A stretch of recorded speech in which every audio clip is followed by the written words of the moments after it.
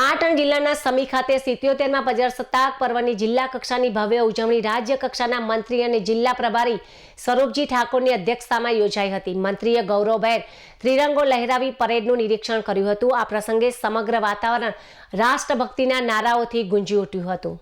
ઉજવણી દરમિયાન અંદાજે 350 જેટલા બાળકોએ મિલેટ ડાન્સ, ડાંગી નૃત્ય અને રાસ ગરવી ગુજરાત જેવી કૃતિઓ રજૂ કરી પ્રેક્ષકોને મંત્રમુગ્ધ કર્યા હતા।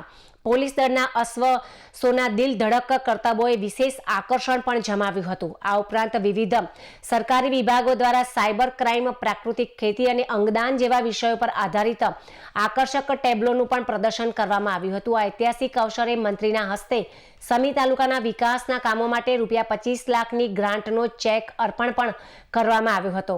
સાથે જ જિલ્લામાં ઉત્કૃષ્ટ કામગીરી કરનાર કર્મચારીઓનું મહાનુભાવોના હસ્તે સન્માન પણ કરવામાં આવ્યું હતું।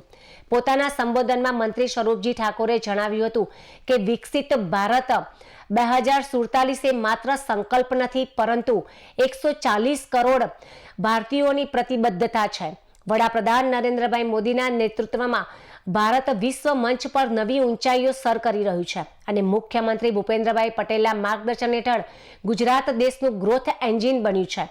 તેમણે પાટણના પટોળા, રાણીની વાવ અને ચારણકા સોલાર પાર્ક જેવા પ્રોજેક્ટનો ઉલ્લેખ કરી જિલ્લાના સર્વાંગી વિકાસની પણ પ્રશંસા કરી હતી।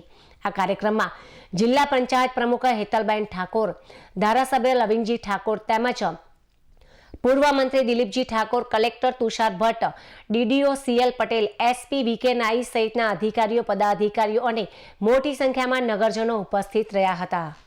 આજે પાટણ જિલ્લાના સમી તાલુકા ખાતે 77મો પ્રજાસત્તાક દિવસ આજે ઉજવવામાં આવ્યો છે અને આ સાથે જે રાષ્ટ્રીય તહેવાર છે, રાષ્ટ્રીય તહેવારની ઉજવણી ધામધૂમથી અલગ અલગ સ્કૂલના બાળકો આવી અને એના કર્તવ્યો બતાવી અને ખૂબ જ ધામધૂમથી ઉજવ્યો છે।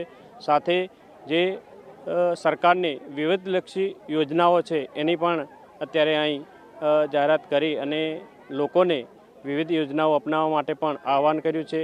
જે સરકાર ખૂબ જ સારી રીતે કાર્ય કરી રહી છે અને વિકાસના કામો કરી રહી છે એ આજના દિવસે લોકો સમક્ષ રજૂ કરી અને લોકોને એને અપનાવવા માટે પણ આહવાન કર્યું છે અને સાથે તમામ લોકો, કર્મચારી મંડળ હોય, તમામ લોકો સાથે મળી અને આજે ધામધૂમથી આ ઉજવણી કરી છે।